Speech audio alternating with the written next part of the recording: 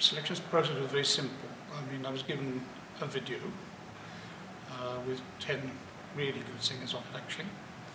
And he was the last, funny enough, so I listened to 20 arias or something like that. And then this chap came onto the stage, and there was no doubt about it. A born opera singer, no question about that. And we never met until he's actually walked into our academy in Cardiff, and got on very well. But it was even more impressive when I heard him live.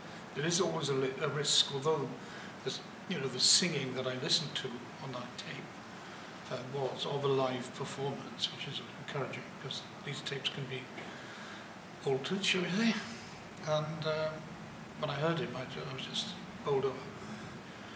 Quality of the voice is very individual, which is very important, because it's rather like an actor having an interesting face. You know, it's memorable and recognizable. It's unusual in his time. He has the ability to sing an extraordinary range for a start. And he bills himself as a bass baritone, but nevertheless it's not very difficult for him to sing the higher baritone parts, and we'll see how it goes. But his technique is very, very established. Not that much work to do, really. And already people, really important people are interested in him. And so I think, it should be a fairly painless journey.